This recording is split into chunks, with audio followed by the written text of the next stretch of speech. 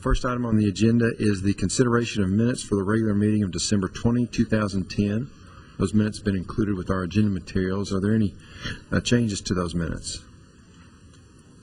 If not, those minutes will stand approved as presented.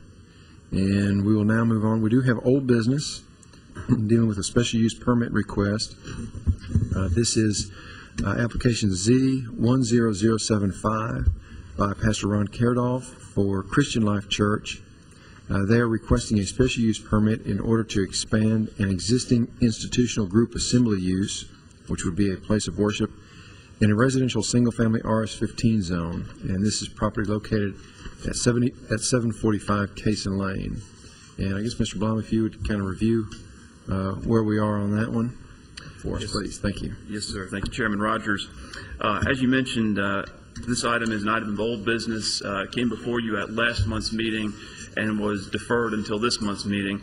The applicant, Pastor Kerdolf for Christian Life Church, is seeking a special use permit to expand his facilities, an institutional group assembly use, which is his church at 745 Cason Lane. Property is zoned RS-15, and institutional group assembly uses and expansions thereto in the RS-15 zoning district require a special use permit from the Board of Zoning Appeals. You'll recall the application last month was to construct a playground and a pavilion to the east of the existing church building, and also to construct a new parking lot towards the front of the site. The board had some concerns about the site design in the plans that were submitted that went before the board last month. Specifically how the playground and the pavilion were very near the northern property line.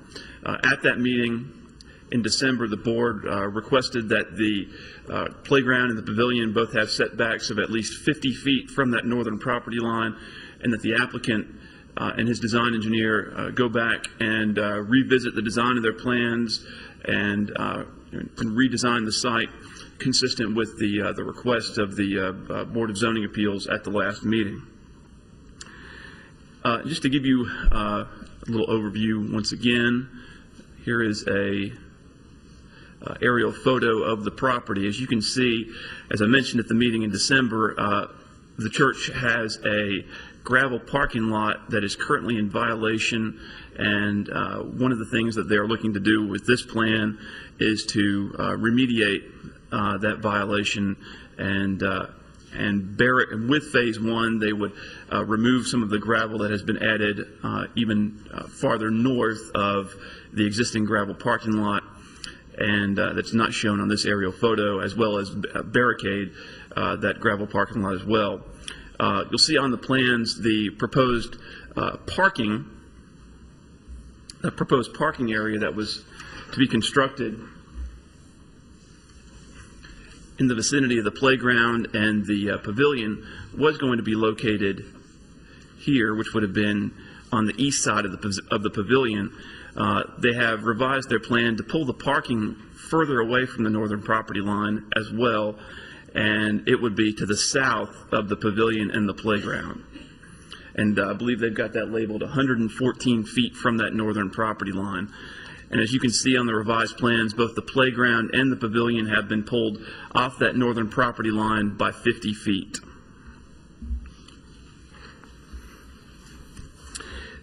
The square footages of the playground and the pavilion have also changed. In the original submission in December, the applicant proposed a 9,700 square foot playground and a 4,500 square foot pavilion.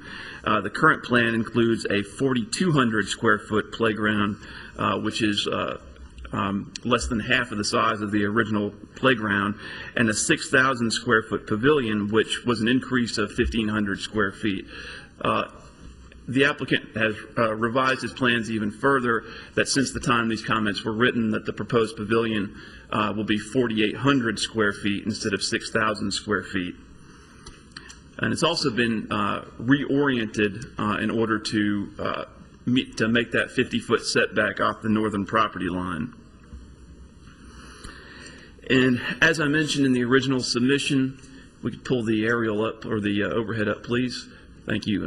The Phase 2 parking was going to be to the east of the playground and pavilion, and now it's to the south of the playground and pavilion. A revised photometric lighting plan has also been submitted that shows very, very small amounts of lighting spillover, if any, onto the adjacent properties. In most cases, the foot candle level at the property lines is 0.0. As I mentioned, since these comments were written, the applicant has further made some changes in the revised plans that came in yesterday. There was some discussion in the staff comments about making sure that the buffer along the northern property line was planted with Phase 1, because in Phase 1, in the previous submittal, the playground was shown to be in Phase 1, and staff thought it was a good idea to make sure that that entire buffer was planted with Phase 1. Well, the applicant has changed the phasing of the plan to where all of the elements of at the rear of the site, including the playground, the pavilion, and the second parking area, the easternmost parking area, is all proposed to be constructed in Phase 2. So the buffer naturally would not be installed until Phase 2. But we want to make sure that the applicant understands that whether or not he does the playground or the pavilion at the same time, or one before the other, that buffer will need to be installed when the first of those two, the playground and the pavilion, is constructed. At this point, his main plans in the immediate future are to construct the parking area at the front of the site. And that parking area is to alleviate the parking issues that he's got on site right now, which caused him to create the gravel parking lot that is currently in violation of the zoning ordinance.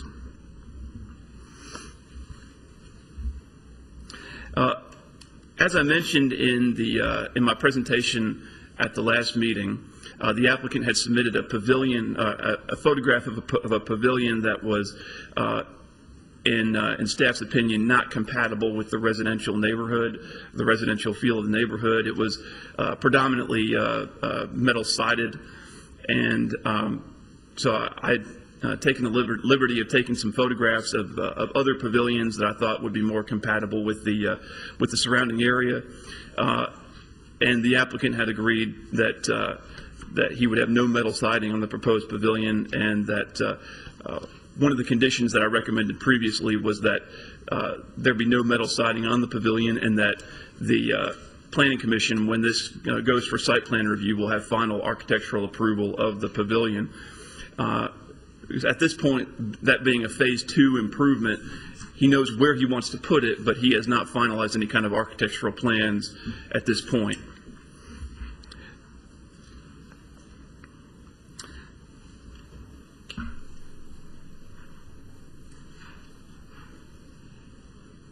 If the board approves this request, staff recommends the following conditions of approval. The Planning Commission must grant site plan approval for the proposed development, or at the discretion of the planning director, the planning staff may review the plan administratively. As a function of its site plan review, the Planning Commission and or the planning staff will also have final architectural review of the proposed pavilion. In addition, metal siding shall not be allowed as a permitted exterior material on the pavilion. And you'll notice I did give you some revised set of comments that I drafted this morning based on the plans that came in yesterday. Number 2, the landscape plan and the Type C buffer will be subject to the final review and approval of the city horticulturist. The Type C buffer shall not be installed in segments. The entire Type C buffer, as well as the wood privacy fence shown on the plans, shall be installed all at once. It shall be installed with either the playground or the pavilion, whichever is constructed first, regardless of whether or not they are both constructed at the same time. In addition, the buffer shall be installed as far east as the edge of the Phase 2 parking lot. And when I refer to the wood privacy fence, if we could pull up the overhead, adjacent to the existing parking lot to the rear of the existing church building, there is a small parking area with one aisle. There's no, the fence that is adjacent to Mr. Patterson's property stops at the corner of this building, and in order to block out any negative effects of the playground and the pavilion, staff wanted to see some type of screening along the property line adjacent to that parking lot. Because of the rock slope, it seemed most practical to install a fence at this location as opposed to extending the Type C buffer in that area. So the applicant has agreed, as a part of the Phase 2 buffer plan, when the playground and the pavilion are constructed, to install a 9-foot wood or vinyl privacy fence at this location until the Type C buffer starts, which would be right here, north of the proposed playground. And as you can see on the phasing plan, Phase 2 includes this parking area, the pavilion, the playground, the buffer, and the fence. Number 3, mitigation measures for the illegal gravel parking lot must be undertaken in conjunction with the Phase 1 construction.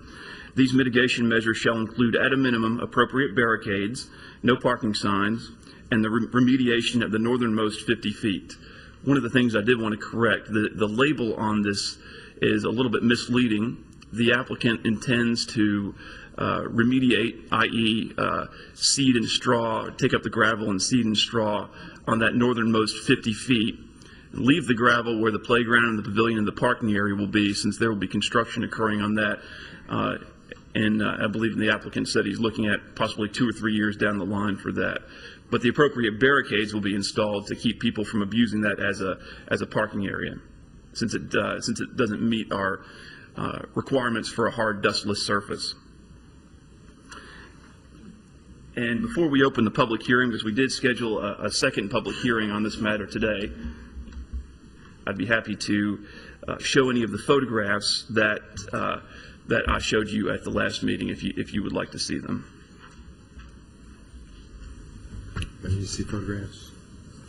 Questions? I've got some questions. Okay. Mr. Blomley, you spoke of the fence that we're going to ask him to. I understood you to say that the church would build as part of Phase 1. Is that correct? No, Phase 2. Okay. Because the playground and the pavilion are not going to be constructed to Phase 2, so the need for that buffer is going to be associated with the expansion eastward. Okay. Are they, until Phase 2 is done, are they going to be able to continue to use the parking lot? No. No. Okay. No. The use of the parking lot will cease as the new parking area towards the front of the site is constructed. Okay. All right. Because my point was going to be, is, in my opinion, that the fence would need to be now with respects to if the parking lot was going to continue to be used. Okay.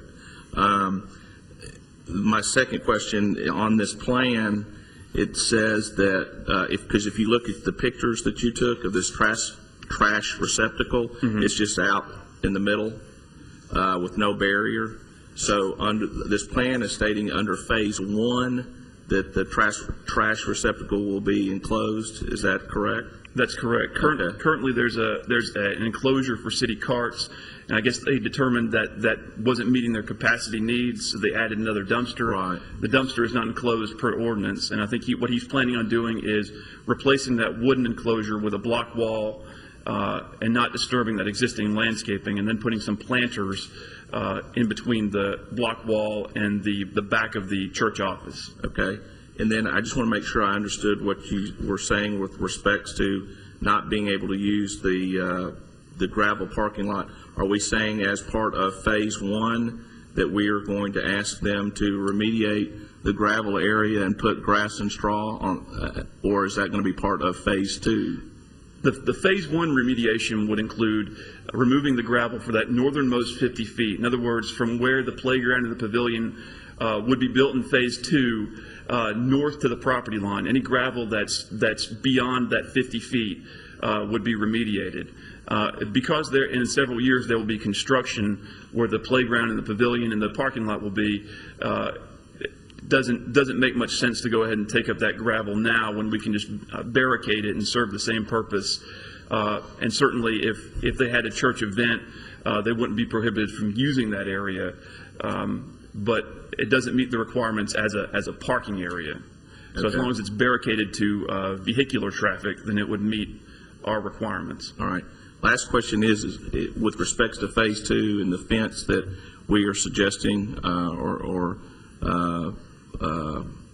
cities suggesting, is it going to connect with anything? Is it going to be bound with anything? Is it going to come against this this concrete pad that's at the end of the building, or is it just going to strictly be freestanding? I think I might have to defer that one to Pastor Karadolf. Okay. And I think I might have misspoken on the height. It's either 8 or 9 feet. 8. I think 8 might be the more standard size that would be available.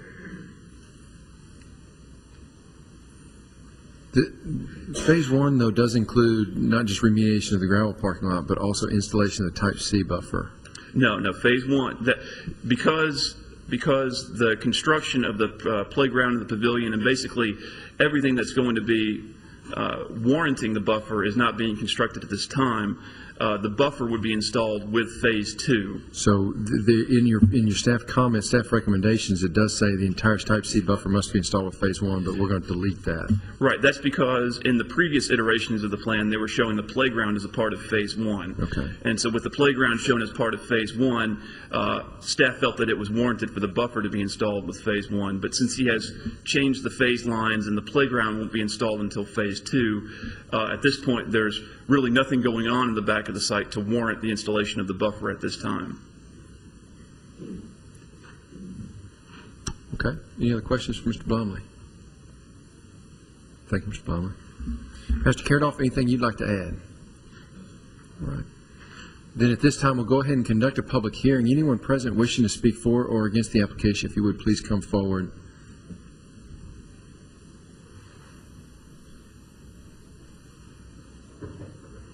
If you would, state your name and your address for us, please. My name is Martha Lynch, and I reside on Lot 4 of Cason Court. My property was impacted just about as severely as Mr. Patterson's was because it involved, and I'm not a public speaker, so please excuse me, but it involved basically destruction of my entire backyard for sewer access. Ms. Lynch, if we could get Mr. Blomley maybe to put up a plat of the property and show us where your property is located.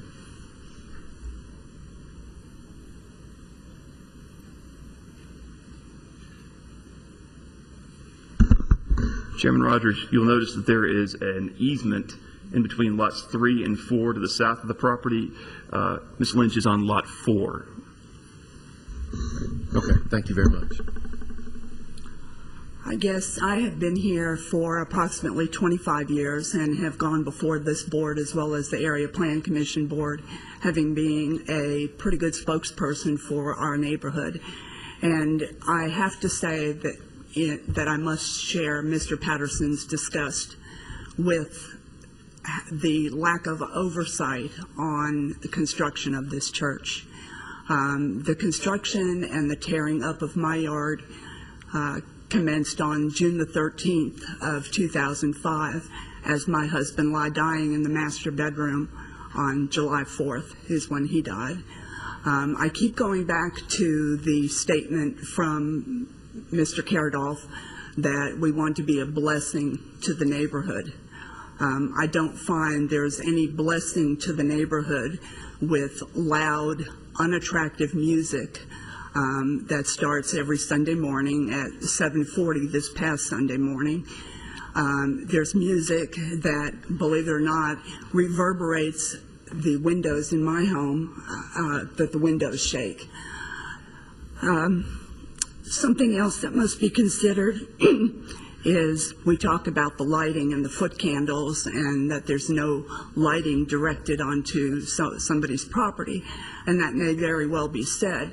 But I still want to make sure that you understand that when there are lights there, it does go into, or it is reflected in people's homes, the bright beam of light. So I have a very unattractive beam of light shining in my home.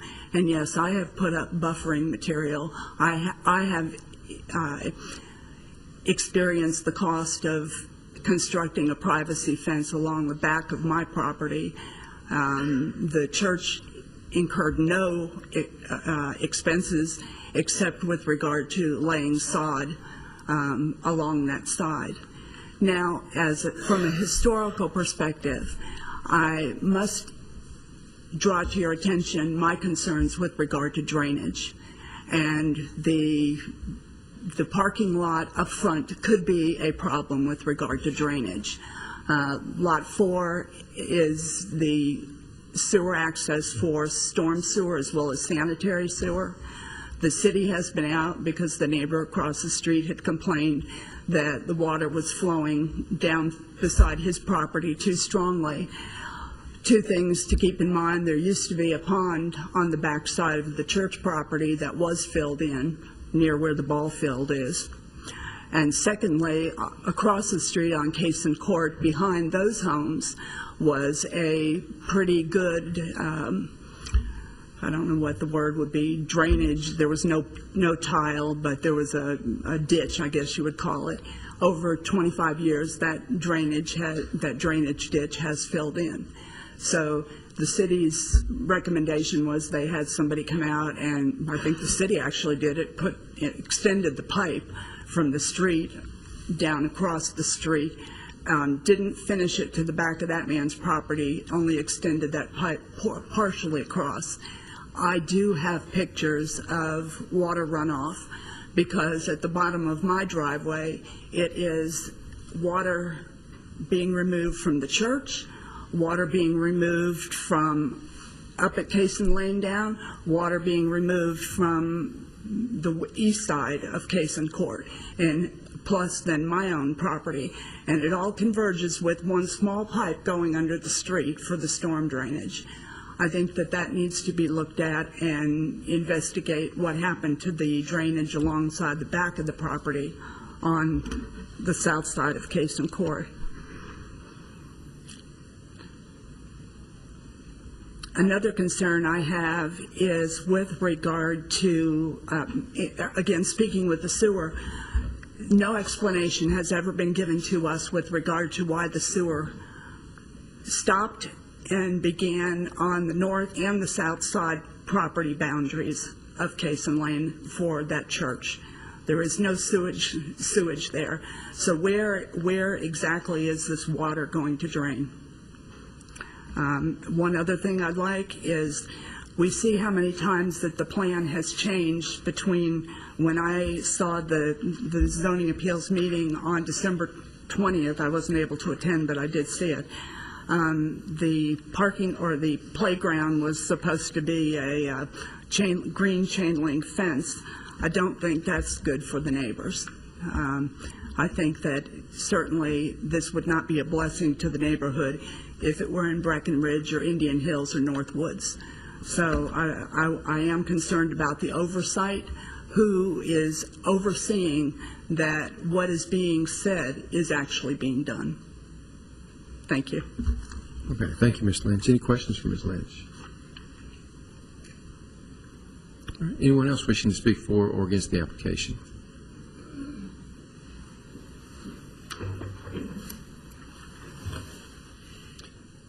I'm Dale Patterson.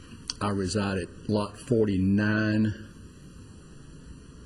Countryside Subdivision, backing up immediately to the church building.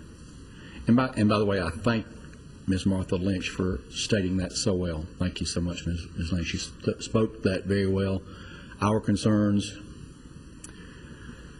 I think this is something, of course, that I'm never going to get over with. And I realize now, I didn't realize then, that, yes, Ms. Lynch's husband was in the process of dying, and all of that hit her at that time.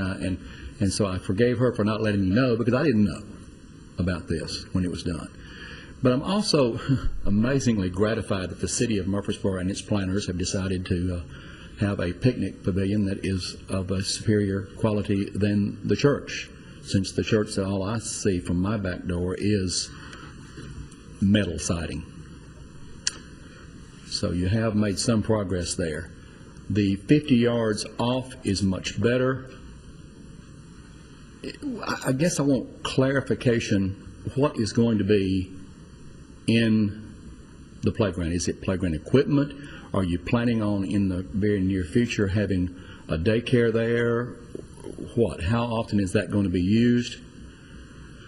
And I guess, since you mentioned green chain link fencing, I was under the impression that Mr. Blum, that we were going to have a privacy fence of some sort. Is that green chain link fencing? Is that what that is? That's going to be there? I don't know what color it's going to be. It's going to be chain link fence, though. It's not. It's not a privacy fence. No, it's not typical for a privacy fence to be around a playground. Typically, if children. I'm talking about along that northern boundary, close to the countryside estates. Along the northern boundary, where you and I discussed, Mr. Patterson, that's to be a wood or vinyl privacy fence, 8 feet in height. Okay. Just around the you're talking about the chain linkage just around the playground. Okay. That's correct. All right. Of course, I'm concerned with what's immediately out, because that church/warehouse building is sitting 13 feet off of my property line. Okay. You cannot.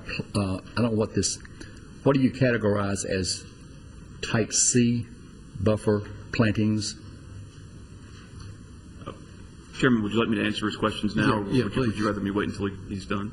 Well, Answer it now if you can. okay. Okay, Might as well. a type C buffer is a 12-foot row of continuous plantings, 12-foot wide row of plantings that would include evergreen trees and shrubs that would supplement the existing tree row that's there now. To a certain extent, they would get credit for the existing trees that are along that tree row if they are on the church's property. And I believe that's what they're looking to do, is to supplement that existing tree row. And of course, meeting the type C buffer, it would have to be something that Ms. Holloway would have to approve the design of and make sure that it's installed correctly to meet the type C buffer requirement.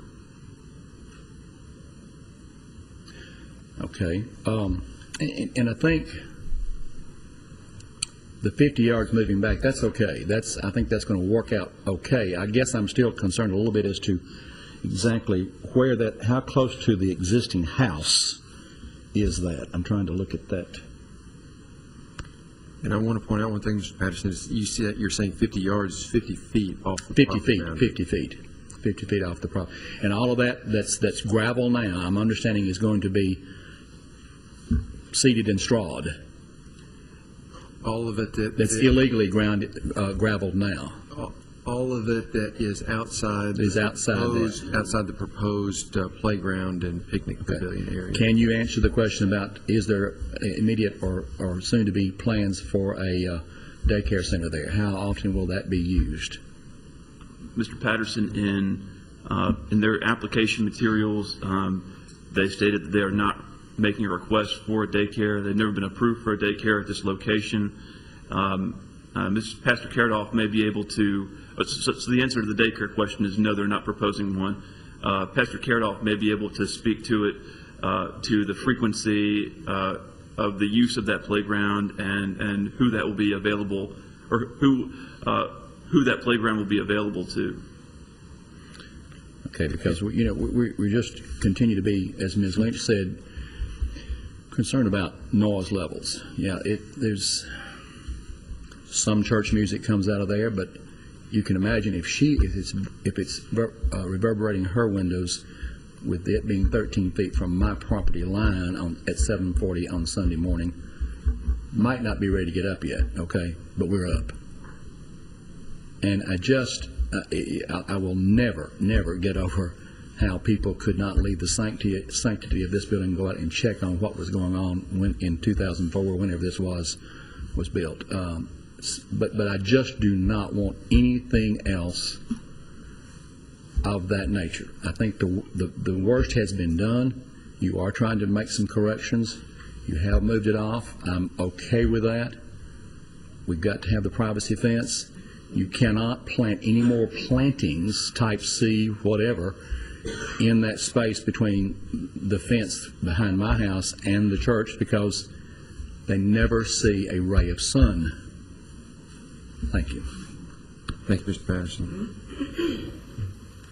If you don't mind, I would still like the question addressed with regard to the drainage of the parking lot. Okay. Where Miss- all that water is going to go. Okay. Yeah, and we will, Ms. Lynch. But let me get through the people that have any other comments that people would like to make for or against the application. Good afternoon. You have to excuse my voice. It's usually not this low. My name is Elaine Gipple. I reside at 2709 Spalding Circle, a couple doors down from Dale.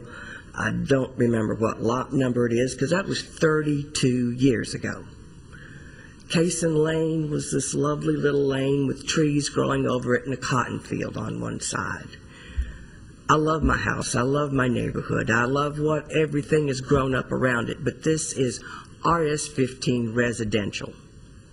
Do no more harm. The church is there. We can't help it. My house shakes. I'm closer to it than Miss Leach. The noise is outrageous. The traffic is outrageous. Just do no more harm. If they can't live with what they've got, then they need to find some property way out in the country and build out there. They don't need a playground. They don't need another pavilion. They don't need another building. Use what you've got and do no more harm. Thank you. Thank you, Ms. Gipple. Anyone else wishing to speak for or against the application? All right, seeing none, we'll declare the public hearing closed and open the floor for any further discussions.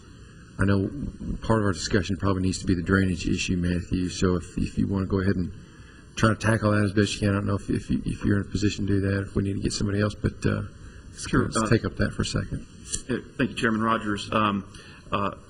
Mrs. Lynch came in December before the initial public hearing in December, and she and I discussed some of her concerns. One of the things that I relayed to her that I would do is that I would relay her concerns to our engineering staff, specifically Mr. Sam Huddleston, the city's environmental engineer. At this point, when we're going before the Board of Zoning Appeals, we don't have a grading plan, we don't have a drainage plan. We are looking at the special use permit, the land use entitlement. At this point, we do not look at the how the property is going to drain. That is handled at the next stage. If they're approved, they'll have to go for site plan review. They'll have to submit more detailed engineering drawings. So the best thing that we can do is to take Mrs. Lynch's testimony and use that when we receive those grading and drainage plans. And I put Mr. Sam Huddleston, who works for the city, now with Huddleston Steel Engineering, and I believe that Mr. Manley Thweet with Huddleston Steel Engineering, Mr. Thweet is the design engineer on the project, is hearing some of Mrs. Lynch's concerns, and I would even suggest that Mrs. Lynch speak with Mr. Thweet so that he can take into consideration some of her concerns. And Mr. Thweet may actually be able to address some of those concerns today. I'm not sure if he designed the original plan back in 2004, but I guess one thing that I can say is that I have put our engineering staff on notice, and that they will be looking hard at those issues when this plan comes in for site plan review. Will the site plan come before Planning Commission, or will it be, or not? It depends on the area that's disturbed. For the Phase 1 area, for example, may not be greater than an acre. If the disturbed area is less than an acre, then it could be reviewed administratively. And that's why I've said in the staff comments that receive Planning Commission approval or administrative site plan approval at the Planning Director's discretion. Now that's something that I think is a reasonable condition, and Mr. Ives may speak up on this, is that we could amend that condition to require Planning Commission approval as opposed to administrative approval, regardless of the size of the improvements. I mean, I might suggest that just so Mrs. Lynch has some comfort level. Also, there would be, I'm assuming, would there be a public hearing at that level also? No, not for site plan Okay. review, but All right. it would be a public meeting, but not a public hearing. Okay. Well, at least you would have some assurance of what had transpired with respects to the site plan itself. Certainly, and when we get that plan in, we'd be more than happy to sit down with Mrs. Lynch when we have the detailed grading and drainage plan to Mr. Huddleston can inform her of how that plan is going to affect her property.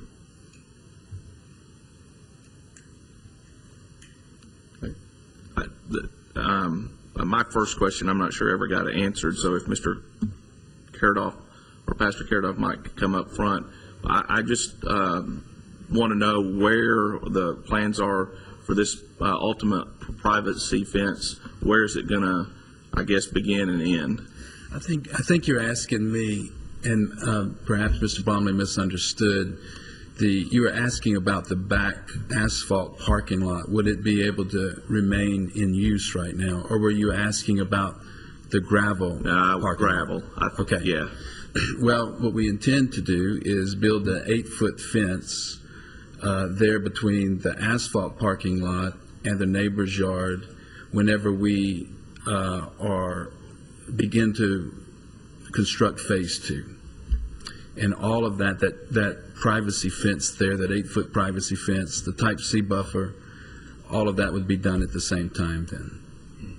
So there At would not. phase 2, and not phase 1. Phase 1 would consist of building the front parking lot and enclosing the dumpster properly, and the rest would be done later.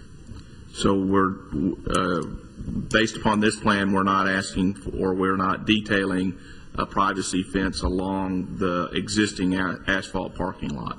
It's just from the edge to the, I guess, to the edge of the new asphalt parking lot as part of phase 2. If I could,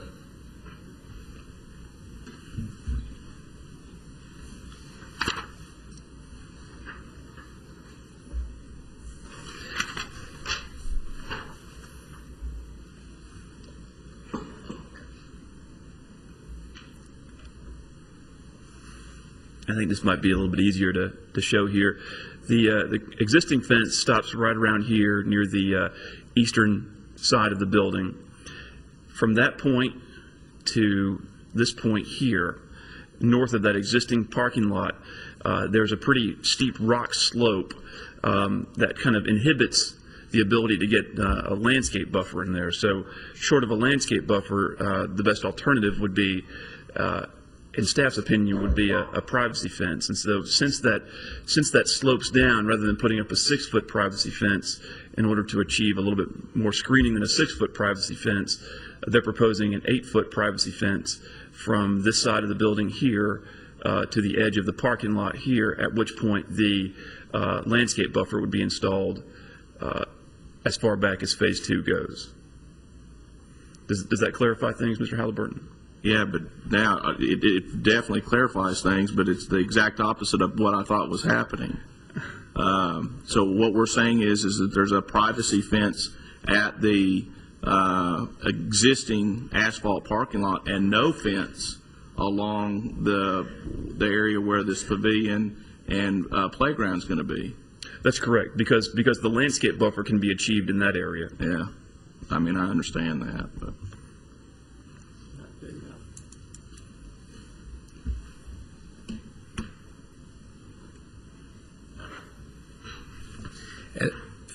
In regards to the daycare question, we have no intentions of doing a daycare. That's not the reason for the playground. The playground purpose is just to meet the needs of the children that meet there on Sunday and sometimes early on a Wednesday night. Then we have church functions, that sort of thing. There's been some of our children's ministry workers have inquired about the possibility of doing maybe a 2-day Mother's Day out, which would be a half day maybe during the week. And if we haven't made any plans or sought any approval from that, but I'm just anticipating the question of, well, from Mr. Patterson, where is this going? That would be the only thing that we would consider. We wouldn't consider to build a daycare there that would be existing every day throughout the rest of through the week. Would a Mother's Day Out program require BZA approval? You would have to come back for the board for an amendment to the special use permit. Yeah. So then that would initiate the public hearing process again. And I understand that there are neighbors here that are dissatisfied with us, but there are also a lot of neighbors that call me through the week or have sent letters that are pleased that a church is there and not a multiple house use facility. We have neighbors that call and are delighted to hear children playing there. They're off the streets. They're in the back playing, during the day and not disturbing anything. We don't intend to erect lights for the playground. We won't be using the pavilion late at night, causing any more disturbance to the neighborhood. So, in essence, that's the plans. With regard to lighting, there will be some additional site lighting installed towards the front of the site, and they'll be replacing some existing lights. The cross will be illuminated, and there'll be some lighting, of course, in the new parking area towards the front of the site.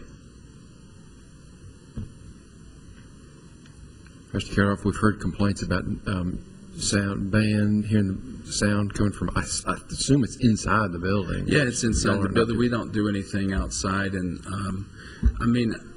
I disagree with them on the issue of it being noisy and a disturbance. In the house that's on the property, I have an office there. And early in the morning, as I'm preparing for my message to speak, I'm sitting just in that adjacent upstairs area while they are warming up the instruments or practicing the instruments. And I can hear that there's, someone that's playing in there, but I live in Innsbruck. I hear children playing. I hear the neighbors' cars, going down the road, music playing in their house, that there's a little bit of bleed over. I don't consider it to be infringing on or disturbing them. They disagree with that. I don't. Okay. Is there any noise ordinance issues, anything like that, Matthew, that would... Of course, the special use permit process does not give the church any ability to violate the city's noise ordinance. Whether they have or not, I don't know. That's something that's enforced by the Murfreesboro Police Department. If the neighbors do feel that they are violating the noise ordinance, then they are encouraged to contact the police department, and the police department will investigate whether or not they are in violation. If they have questions about the noise ordinance, then they can contact the police department. And I recommend that folks speak to Assistant Chief Roy Fields. He's kind of the go-to person who I always refer people to with questions about our noise ordinance. The police have come out once before. A neighbor had called, and the police came out and walked around the building and said that this was not a problem whatsoever. It's only happened once, but it did happen once. Obviously, there's not a lot we can do about this board at this point about that, but I'll just ask you just be sensitive to those complaints and I understand, Mr. Chairman. accommodate them as best you can.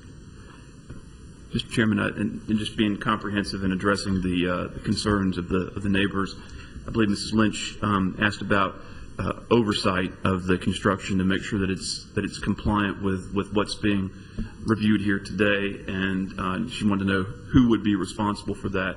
Well, we would, in the planning engineering department, we would be responsible for ensuring that the plan is carried out as presented today, and that it is that the conditions are followed and met. So that's something that I want to the folks in the audience to know and to be assured that we will be reviewing these plans to make sure that they are compliant. For example, the next stage, when the site plan comes in, we'll be looking at during site plan review, we'll be looking at those plans to make sure that they are meeting the requirements of this plan.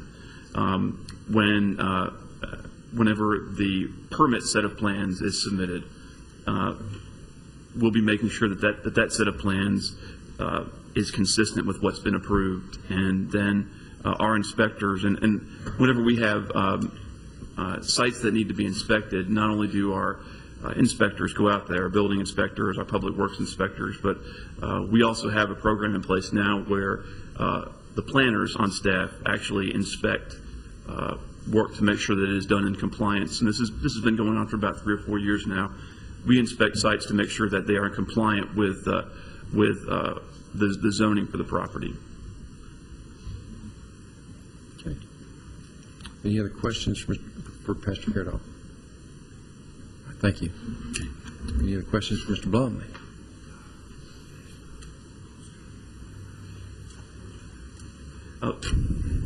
Mr. Ives informed me that Mr. Patterson did have a question, and perhaps Pastor Caradolf could address this about what type of equipment was going to be in the playground area. Just standard equipment that you would find in a church playground, something of that nature. You know, we didn't take any pictures of it, but it would be a prefab type of equipment, a slide, a couple of swing sets, you know, a gymnastic thing, something like that. All right, thank you.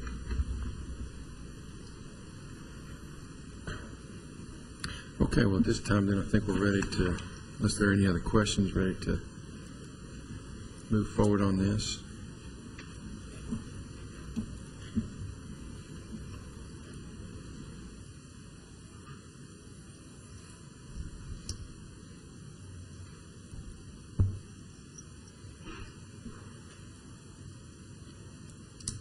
All right, I guess I'll jump off, and I think I'm jumping off and maybe coming back to you, Mr. Chairman, but and might be a little unfair. As you pointed out, I think in our last meeting, you've cited this property many times in other meetings and things that we've looked at. Based on that and your concerns, I guess I'd be interested in what your thoughts were. I guess my thought with regard to these improvements. Obviously, it's improved from when it came last time, but I guess my concern is obviously with the neighbors, how, you know, if we're expanding parking and, you know, expanding facilities, there's still a lot of land here left. At what point are we kind of saying grace over an expanding church that's already sort of at odds with the neighbors? And if that's the case, at what point? And there's nothing we can do to go back and change the approval of the building where it is and things like that. But you know, I don't think with expanding the church, and I know they have on here a future sanctuary that's moved over here. I guess I'm just curious as to at what point, if we're expanding parking and other things, are we inviting the church to expand on this property, and is that something we really want for this particular property based on conditions that it's in right now? That seems to be my thought with it. I think the drainage issue will work itself out. Seems like those easements that are there have been there for a while, and they might not have been improved or constructed until church came there.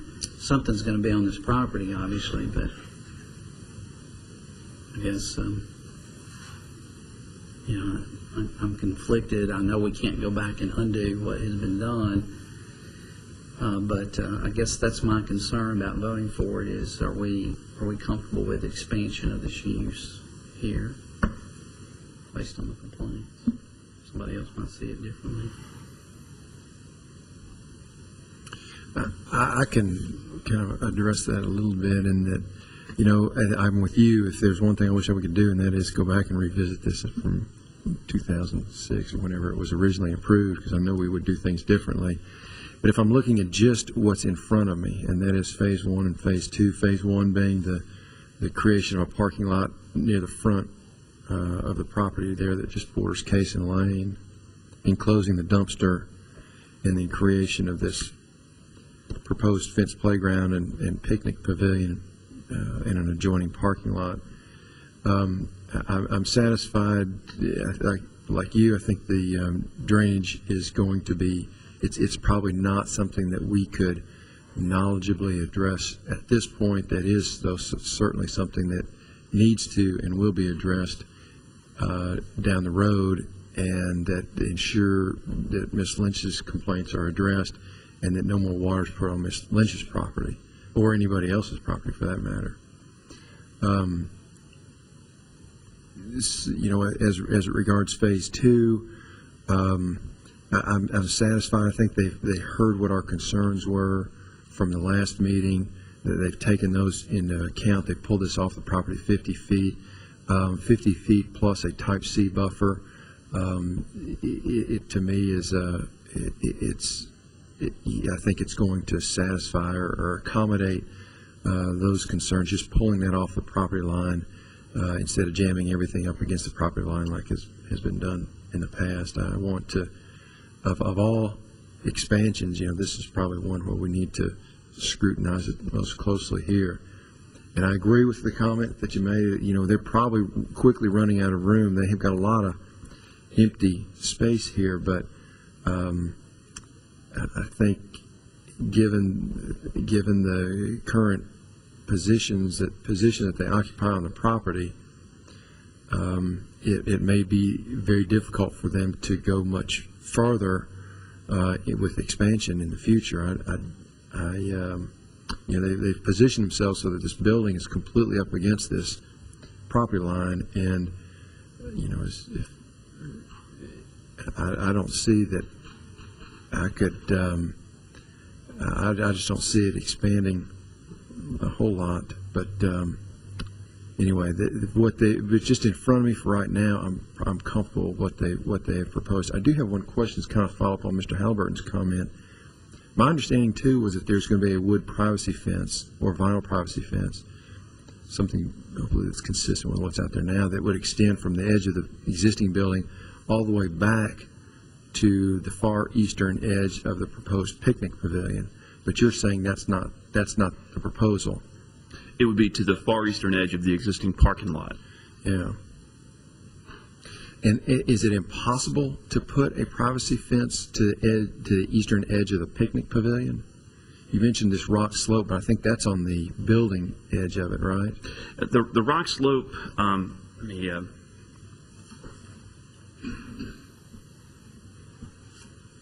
pull the aerial up again, please. The rock slope stops right around here. And so, the whole purpose of the fence was because the Type C buffer could not be achieved in this area. And so instead of trying to get a Type C buffer in there when it really wasn't likely to be able to be done, we suggested that a fence be constructed in this area right here. Okay. Well, I'll tell you, we've talked about belt and suspenders before here on the board, and I'm almost of the opinion. I realize we got a Type C buffer, but this is one of those situations where I'm going to bend over backwards to try to make sure that these folks that border that property are well insulated as best we can from that neighboring property. So my inclination almost would be to include a wood privacy fence back to the eastern edge of the proposed picnic pavilion at this point. But you know, I'd like to hear other board members' comments on that. On that issue, it seems to me from that aerial photograph that you probably have to go in and tear out some of that trees or something there to be able to get in there to put a fence in. Now, down it tends to thin out more toward the east, but between that parking lot and about halfway down that line to the west, that seems pretty thick, but I guess it's hard to tell from here. So I don't know if we require a fence, or we basically saying you're going to have to tear up some vegetation to do that. I would definitely say that would be one of the conditions, is they not, in installing a fence, not remove any of the existing vegetation. the fence might have to be bumped out a little bit Right. in order to preserve those trees. And would that fence be in addition to would it be to, typically when our zoning ordinance states that a fence can be used in lieu of planting materials, would this be in lieu of some of those additional planting materials, or would it be in addition to a full type C buffer? I'd kind of thought it would, the fence would be the belt, the buffer would be the suspenders. But again, I'm kind of open to hear, your comments, but it doesn't sound like you're really excited about it, and I'd be certainly open to hear other people's comments about it. Well, I'll speak up. I'm like Chairman Rogers. I think what I have in front of me and the changes that they made, I can somewhat live with, but at the same time, when I first looked at this, I thought the fence was going all the way across. I think you may have gathered that from my original question and comment. So, and based upon the concerns of the neighbors, my opinion would be is that we do both.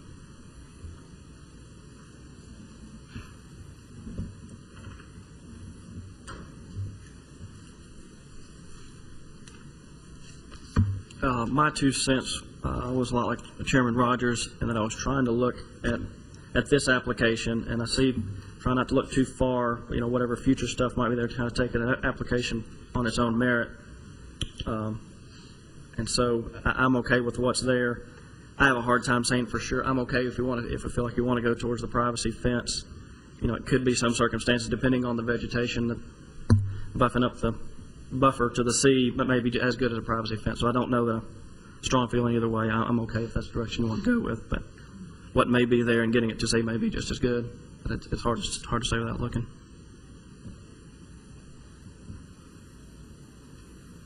I was just thinking of, seemed like they made some great strides in trying to accommodate their neighbors. I think that's good. And since I don't know a lot about buffers and things, it seems like we wouldn't need them both. Cause the church to spend more money, but I guess if they agree to do it, to make the neighbors happy, then maybe that's okay, but it seems like you wouldn't need the sea buffer and the fence.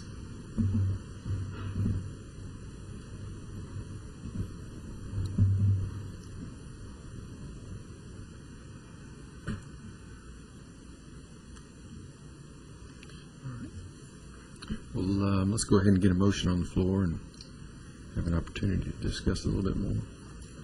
I'll make a motion. I'll make a motion that we approve the plan that we have before us, subject to the staff comments that are been made orally and written.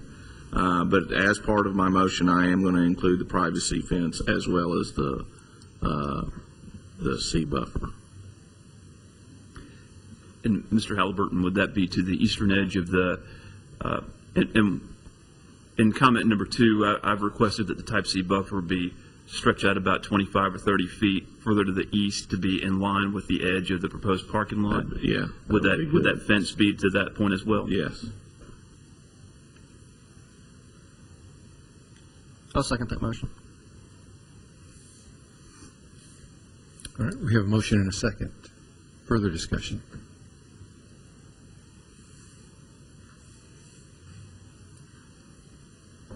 All right, everyone ready to vote?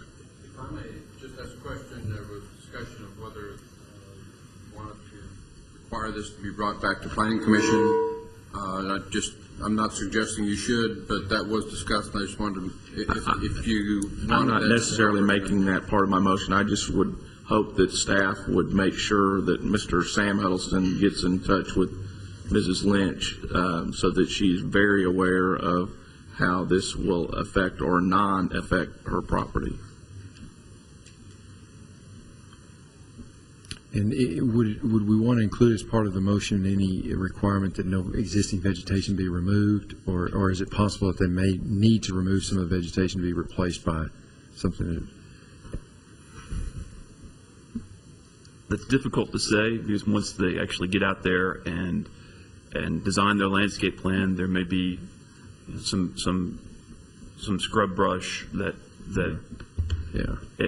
We're just going to have to leave it to them, and they're in good discretion in accommodating neighbors that they do the right thing. And I think it behooves them to, because it'll cost them less money if they preserve as many trees as possible. So I don't think they're looking to remove any of the existing tree line if they can help it. Okay. All right. Do we have a motion and a second? Any further discussion? If not, all in favor say aye. Aye. Any opposed? No. Okay, that motion then passes 4-1. Pastor Cardoff, you have your special use permit. All right, thank you.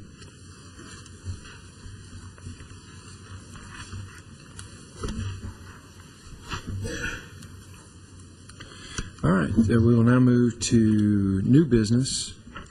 Under new business, we'll take up variance requests first. We have application Z11-001 by Mr. and Ms. Roy and Betsy Nixon, requesting a 7.5-foot variance of the minimum required 12.5-foot side setback.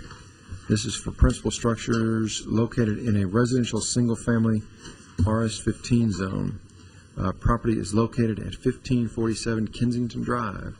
Mr. Blum, if you'd review that application for us, please. Yes, sir. Thank you, Chairman Rogers. Our first item of new business today, as you mentioned, is for a variance request at 1547 Kensington Drive in the Kensington subdivision.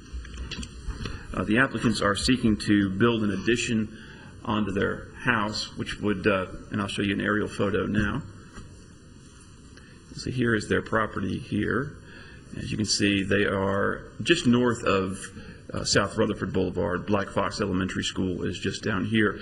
And just to the rear or the east of their property is Todd's Lake. And as you can see, this aerial photograph was taken after the May 2010 flooding event. So as you can see, Todd's Lake is very, very full when this picture was taken.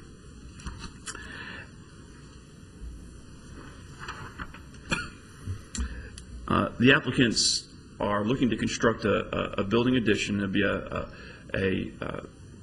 bedroom, bathroom, and sunroom addition to accommodate an elderly parent who now resides with them.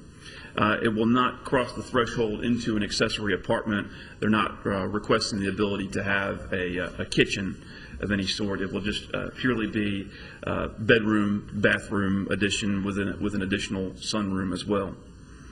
And it will have full access to the remainder of the house, so it will not be closed off as if it were a separate dwelling unit. So no special use permit is required as they have it currently configured. In the RS-15 zoning district in which they're located, 12.5-foot side setbacks are required. The applicants are requesting a 7.5-foot variance to the side setback requirement so that the proposed building would be 5 feet off of that south side property line. And you'll notice in the materials they submitted, they originally requested an 8-foot side setback variance in order to have a little bit of additional wiggle room in building that. However, our city council adopted a provision to our building code several years ago that states that the structures cannot be any closer than 5 feet to the side property line for residential lots such as this. So Mr. and Mrs. Nixon verbally gave me the okay to go ahead and modify the request from 8 feet to a 7.5-foot variance.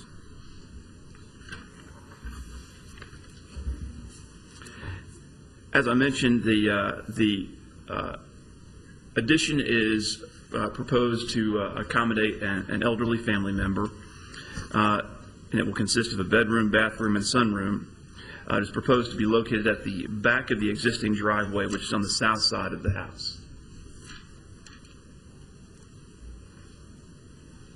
So here's a plot plan of the property. Here's the existing house. Todd's Lake would be back here, and the street would be here. Here's their driveway coming in off of Kensington Drive, and the addition would be here on the south side of the house. And as you can see, proposed to be 5.5 feet off of that south side property line. They currently have no door except for the garage door on that south side of the house. So there will also be a new side door put in here so that the applicants, if they wanted to go in their house, they would not necessarily have to walk around to the front door. There would be a side door as would be customary on a house like this.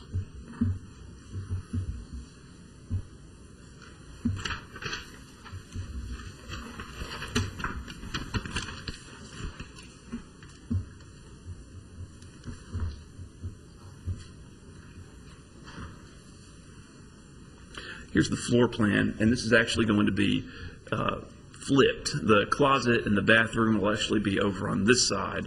So here's the existing house here. And the sunroom will actually be here, which will face the existing sunroom and deck on the main part of the house. And here's the side door, this will be kind of a foyer here, but it will be wide open. It won't be sealed off.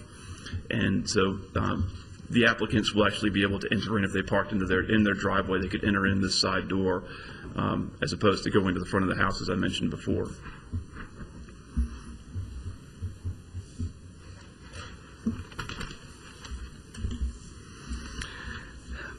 In their application materials, the applicants have indicated that the developer of the subdivision used the rear of the lot as a bury pit for debris associated with the construction of the subdivision. According to the applicants, because of the improper fill, building the addition further to the rear in compliance with the setbacks would require a substantial amount of excavation and replacement of the improper fill.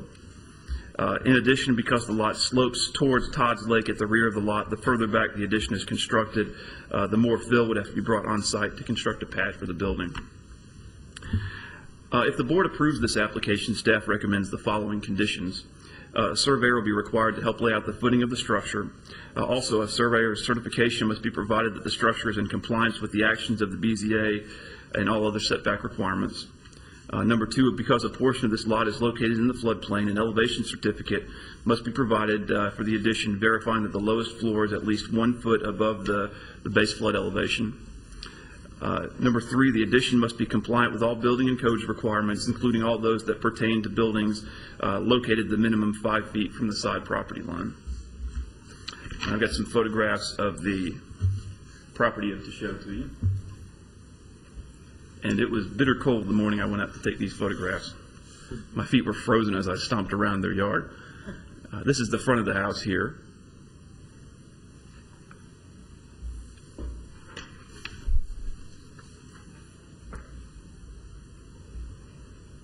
This is the side of the house here with the existing double garage. As you can see, there's no side door going into the existing house.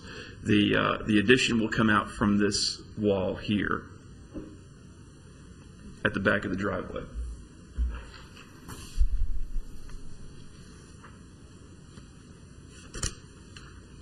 This is looking back down the driveway towards the rear of the lot, and you can see where the addition would be located. They will have to take out this substantial tree at the edge of the driveway in order to construct that addition.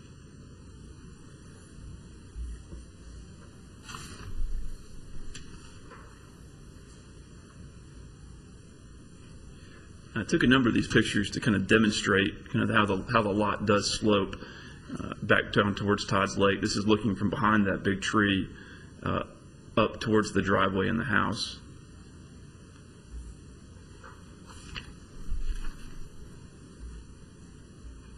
This is further back towards the rear of the lot, looking at the back of the existing house.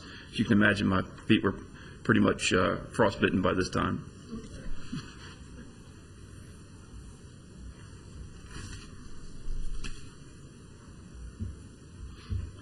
Took a couple of shots of the neighbor's property to the south, which would be adjacent to this addition. There's an existing pool at the rear of their house, and so this is looking from the approximate area of where that addition would be. This and the next photograph that I'll show you towards the house to the south.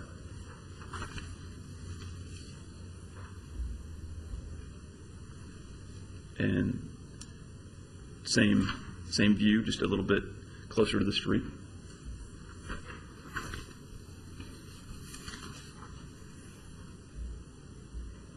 And this is even further back, standing pretty close to Todd's Lake.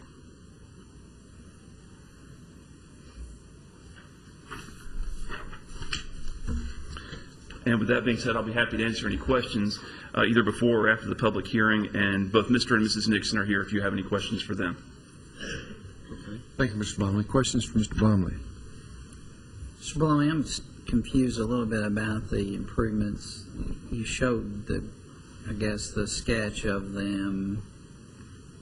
Could you put that back up and go over that with me? The floor plan or the Yes. plot plan? Mm-hmm. The floor plan itself.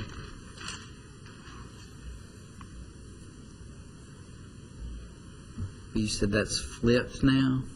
Right. This is the front looking down towards the driveway, and the closet and the bathroom will now be on this side, whereas this sunroom here, and it's labeled as a screen porch. Might have been labeled. Yeah, It's going to be a sunroom. Yeah, it appeared to be an open deck on the drawing, but that's actually going to be a screen porch. Okay. And that will be now on this side. Will the only entrance to this be from the existing home, or is there proposed to be like a front door to this that's at the end of that driveway?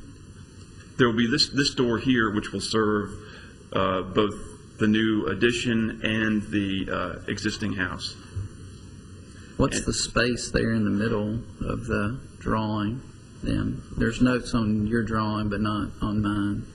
This There's a space there that looks like to me would be normally a door in a drawing or a door. this right here. No, I'm talking over in the bottom middle of the part facing the driveway, labeled bedroom. I'm in the bedroom, right there. That right there. What is I believe that? those would probably be windows. Yes, Mrs. Nixon is That's a nodding. window. And there's nothing on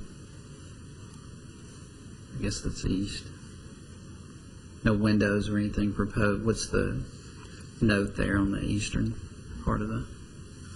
It says match brick of existing house, and the one below that says separate individual windows with stone lintels, keystone, and window sills to match existing front elevation windows. Okay, so that was my next question. Was I didn't remember anything about the exterior of this, so it's going to match the brick on the home.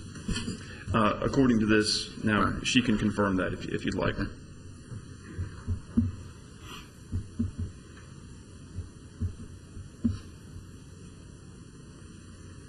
Those are my questions. Any other questions for Mr. Blomley? All right, thank you, Mr. Blomley.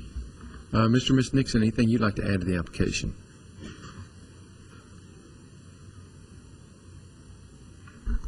We have spoken with our neighborhood design review committee and told them that we would begin exploring what we have as an underground situation and work with them before construction begins on exactly how the house will be configured. But I was architectural history major at the College of Charleston before I came to Murfreesboro in 1985. So, as Mr. Young can tell you, I'm familiar with trying to match brick and laying up wall samples, and I've talked to the neighborhood architectural review committee about doing that. And we do have existing brick that I saved under our deck. We have a concrete slab under our deck. There's at least 4 feet of headroom, and sometimes there's 5 feet of headroom underneath our deck. So we have 2 piles of brick that we've kept for the last 20 years that we'll use in the new elevation, on the front elevation, to ensure that we get a good quality match. And we will will be a solid brick wall adjacent to the neighbor. In Charleston, that was something that was very commonly done to give someone their privacy it will give them more privacy for their pool and give us more privacy from their pool. And they'll have less leaves in their pool from our pin oak that has grown very, very tall. And I didn't really realize how big that pin oak would get until I saw recently my sister-in-laws that are, mine are 20 years old and hers are about 30 years old. So that tree will be getting bigger than it is now. So the location I put it in was not the best choice. The two cherry blossom trees that are adjacent to our current deck will remain, and the arborvitaes that I planted to help screen from their swimming pool. Some of those, we had a whole buffer line, and those died because of the water that came down from between our houses. So we know we have to work on the drainage very carefully because of both our houses draining down that side line. So we've in fact have around our house we have a drainage system that we built with drain rock all the way around our house, with drain rock out to the lake. This portion is actually Hoover Lake. It becomes Todd's Lake when down the street, closer to Broad Street, there's a dam, and that makes a separation. Hoover's Lake is a natural lake, and it's spring-fed from Black Fox. And we are very cautious and appreciate buffering from the lake also, as far as runoff. And we've allowed cattails to grow up along that area in order for protection, and actually used to turn orange, the lake did, every time it rained, before there were improvements done to Rutherford Boulevard. And so I do want to work with the neighborhood and very cognizant of matching the existing house and having a good relationship with our neighbors. Great. Thank you, Ms. Nixon. Any questions for Ms. Nixon? Thank you. Thank you. At this time, then, we'll go ahead and conduct a public hearing. Anyone present wishing to speak for or against the application, if you would, please come forward. And seeing none, we'll declare the public hearing closed and open the floor for further discussions or motion. Matthew, I was going to ask you, you mentioned this early, and I had it in my notes. You said something about the city council passed an ordinance for the 5 feet. Can you go over that again? I kind of missed what you said the new rule was. Several years ago, the building code was amended to include a 5-foot separation from the property line, and so this is something that's not a setback in the sense that we think of it in our zoning ordinance. It's something that's more of a health and safety requirement, and I believe the reason for that was to impede the spread of fire. And I think that if a structure is less than 5 feet, I believe it would have to go to the Construction Board of Adjustment and Appeals, and then if the Construction Board of Adjustment and Appeals approved a variance to be closer than 5 feet, then it would have to be fire rated in such a way to meet our building code. 5 feet of the property line for a building wall? Is that what you're saying? Yes.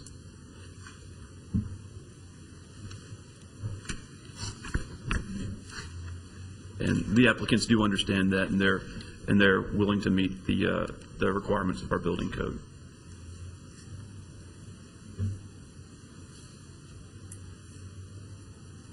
Mr. Chairman, I'll make a motion to approve the variance request with the necessary recommendations of the conditions under staff.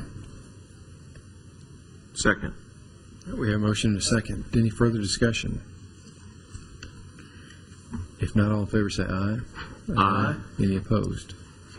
Okay. Mr. and Ms. Nixon, y'all have that variance. Thank you. Appreciate you coming in.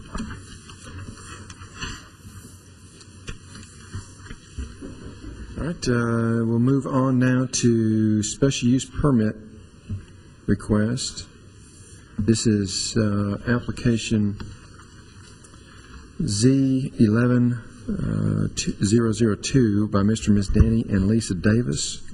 They are requesting a special use permit in order to construct an accessory apartment in a residential single-family RS8 zone. And this is for property located at 1618 Gray Bar Lane.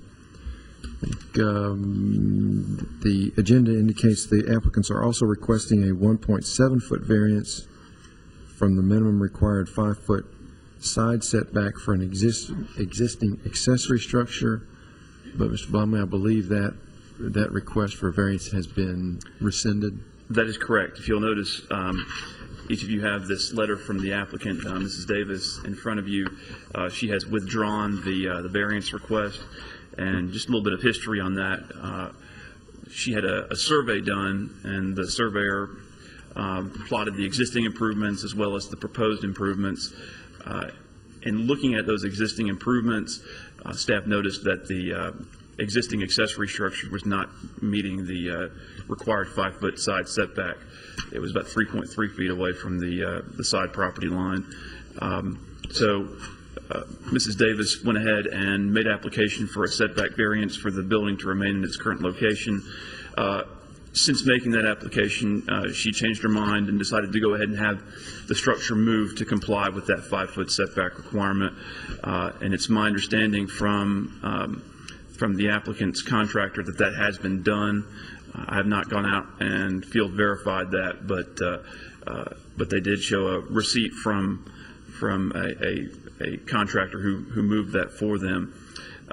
So they have withdrawn that variance request.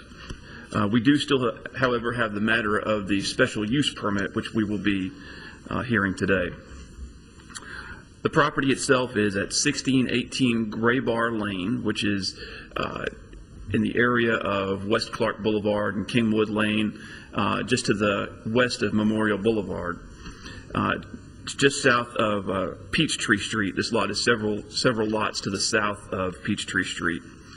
The property is zoned RS8, and the applicants are making a request for a special use permit for an accessory apartment. The applicant has a family member who, if approved, would be moving in, or if this request is approved, would be moving in, and this proposed accessory apartment would provide somewhat of an independent dwelling unit from the rest of the house in order to allow that family member some additional privacy and accommodations there. As I mentioned, the property is zoned RS8. A special use permit is required for an accessory apartment. The application itself does appear to be meeting the requirements for accessory apartments specified in the zoning ordinance, and I'll go over those with you in just a moment. I'd like to show you the aerial photograph of the property. This is the subject house here. As you can see, it's an all single-family residential neighborhood. The property did have an above-ground swimming pool, and but that pool has been removed. As the addition to the house will actually be constructed where this above-ground pool was previously located. There's the accessory structure in question that has been relocated according to the applicants to be compliant with the 5-foot side setback requirement.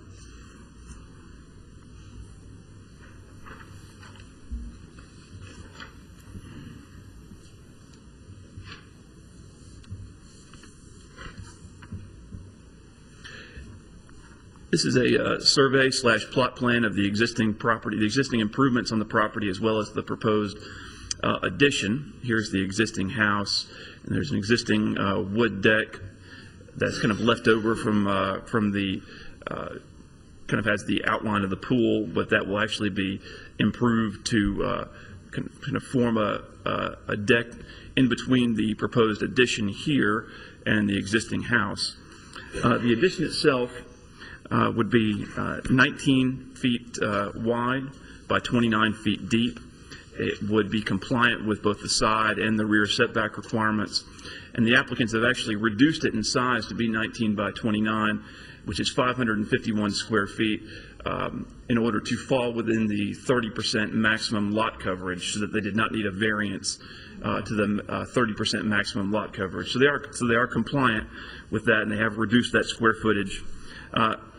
That 551 square feet also falls within the maximum 700 square foot requirement for accessory apartments. They've indicated in their letter that at no time will the accessory apartment be used as a rental unit to non-family members, and they have agreed in their submittal to record an addendum to the deed restricting the use of the accessory apartment as specified in the zoning ordinance. As you'll recall, that's customarily a condition of approval that we have placed on accessory apartments, that we do have that addendum to the deed so that as property changes hands, all subsequent owners of the property will know that that cannot be used as a rental unit.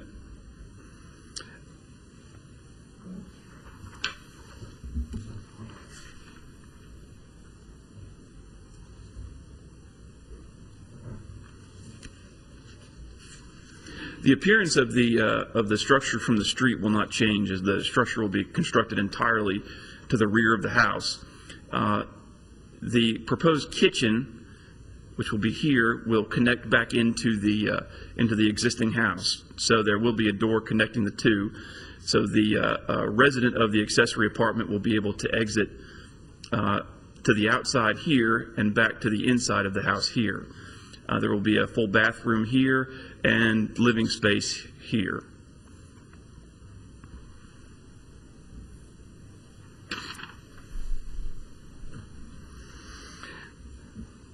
And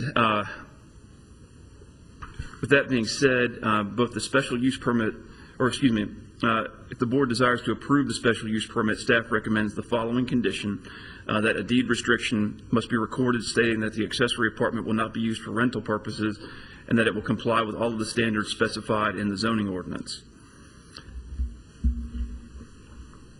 And I'll just show you some photographs of the neighborhood and of the property.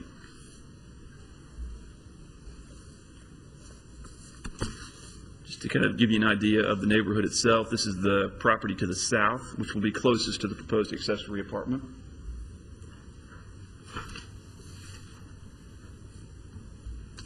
This is the property to the north.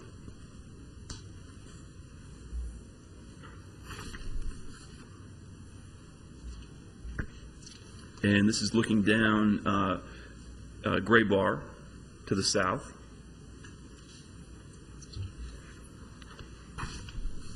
As you can see by the snow, this was the same day that I went to Mrs. Nixon's house. And we're going to hear a lot of whining about how cold your feet were.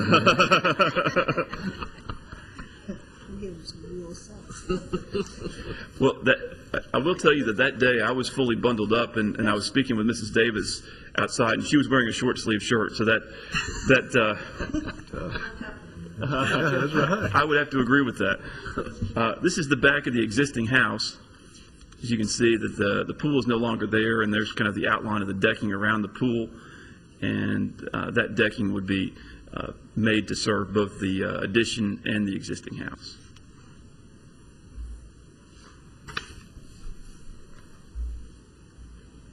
And this is looking back to right where the corner of the house where that addition would be built.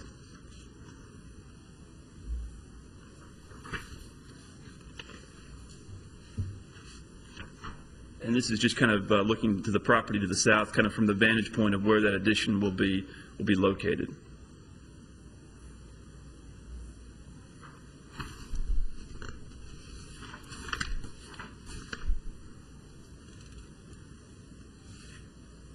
And lastly, this is just, once again, down that side of the property, the addition will be coming out from this corner here, going backwards. With that being said, I'll be happy to answer any questions before or after the public hearing. Mrs. Davis is in attendance if you have any questions for her, as is Mr. Todd Summer, who is her contractor. All right, thank you, Mr. Bondley. Questions for Mr. Bondley? All right. Mrs. Davis, anything you'd like to add to the application? Or Mr. Summer? At this time, we'll conduct a public hearing. Anyone present wishing to speak for or against the application, if you would, please come forward. And seeing none, we'll declare the public hearing closed and open the floor for further motions, for further discussions or a motion. Mr. Chairman, I'll make a motion that we approve the application subject to the staff comments. I have a motion and a second. Any further discussion? Not all in favor say aye. Aye. Any opposed? All right, Ms. Davis, you have your special use permit. Thank you.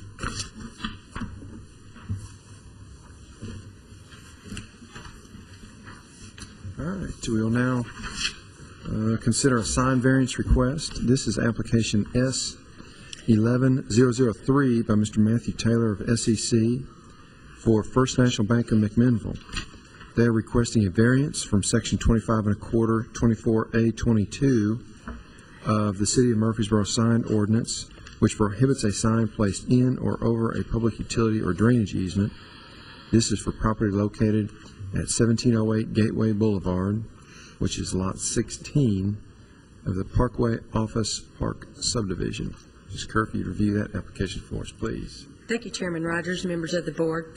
The applicant, Matthew Taylor, representing First National Bank of McMinnville, is requesting a variance from section 25 1/4, 24A22, the City of Murfreesboro sign ordinance, which prohibits a sign or foundation placed in or over a public utility or drainage easement without the consent of the Board of Zoning Appeals and the easement holders.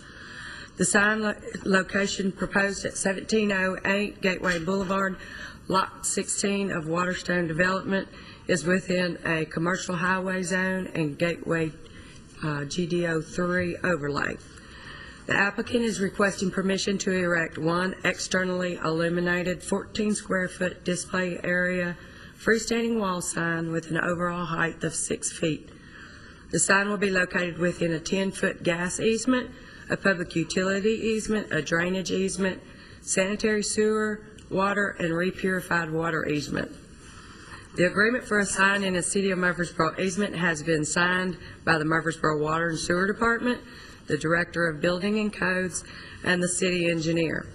An agreement for a sign in an easement letter has also been submitted from Atmos Energy, which requests that a representative from Atmos Energy be present during the construction of the sign to protect their facility.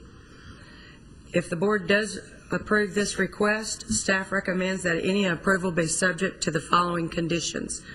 Due to the sensitivity of the placement of the sign, in regards to the gas line, the sign must be located on site by a Tennessee registered engineer or surveyor, and that a form of certificate of sign placement be provided prior to permitting. The developer or sign contractor, in addition to that, the developer or a sign contractor must coordinate construction of the sign with Atmos Energy. A representative of Atmos Energy must be present during the construction of the sign in order to protect its infrastructure. And the applicant will comply with all other setbacks and regulations. With that, I can answer any questions that you may have, and Mr. Matt Taylor is here to answer any questions you have as well. All right. Thank you, Ms. Kerr. Questions from Ms. Kerr? Thank you. Mr. Taylor, anything you'd like to add to the application? Okay, then at this time we'll conduct a public hearing. Anyone present wishing to speak for or against the application? And seeing none, we'll declare the public hearing closed and open the floor for further discussions or motion.